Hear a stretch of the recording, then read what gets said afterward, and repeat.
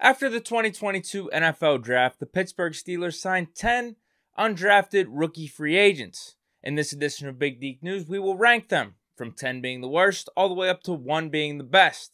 Here we go. Number 10, offensive tackle Jake Dixon. Hometown product, went to high school at Bethel Park, and then obviously for college chose the University of Duquesne. Long shot to make the 53-man roster, but what you do gotta like is his athleticism and also his size. Overall, his game just needs some refinement, so who knows how he's going to develop.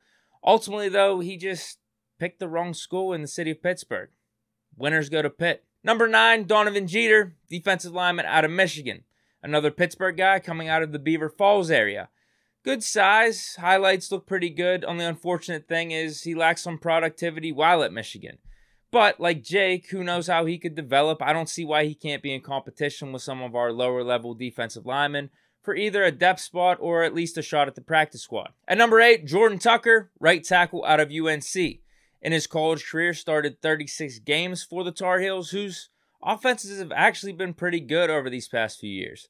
Stands at 6'7", so he has great size and length. The only question is, will he have enough athleticism and fluidity to make it to the next level? Number 7, edge rusher DT Moultrie, out of Auburn. Undersized, but definitely makes no qualms about being physical and aggressive, which is something with us at Steeler Nation we can appreciate.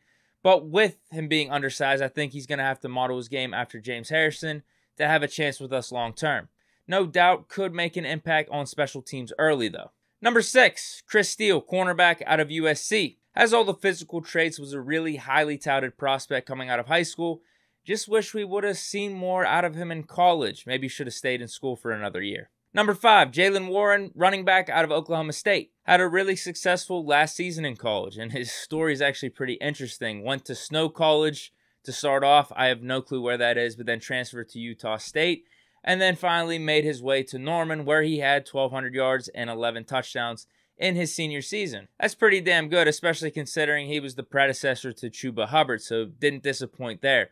On the podcast, we said maybe a cross between Maurice Jones-Drew and James Conner, which sounds like a pretty decent combo. Would maybe be a little bit more excited for him if there wasn't another running back on this list that we picked up. Number 4, Tyree Johnson, edge rusher, Texas A&M. The talent is there, and so is the production. 8.5 sacks, 9 tackles for loss in 2021. He'll just need to work on some things like setting the edge and dropping back into coverage.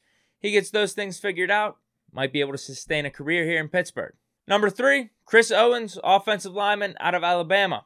Super versatile. Started 20 games for the Crimson Tide throughout his college career, all across the offensive line, whether we're talking center, guard, right tackle. Projects more as either a center or guard for the NFL because he's only 6'3", but I think this dude's got a really good chance at making the roster as a backup, kind of a depth piece for our offensive line.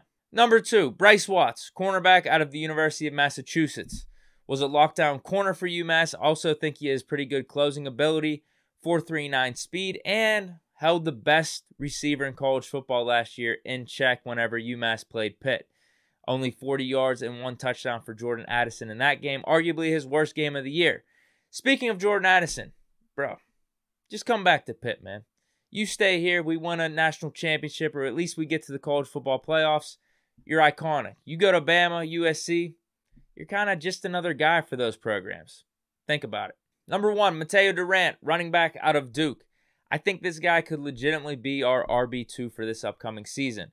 Also, we gave him the largest undrafted free agent rookie contract for a running back. I don't really think there's a coincidence there.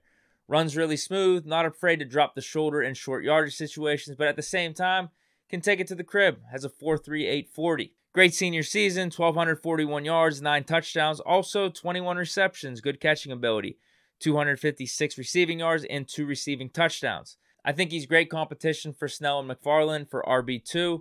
Has a chance to even beat them out. I won't count out Jalen Warren either. But that is it for my list of the top 10 undrafted free agents, rookie free agents that the Steelers signed this offseason. Let me know what you guys think down in the comments of the rankings. Give me your rankings.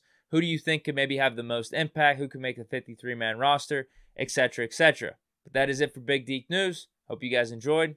Stay chillin'. Peace.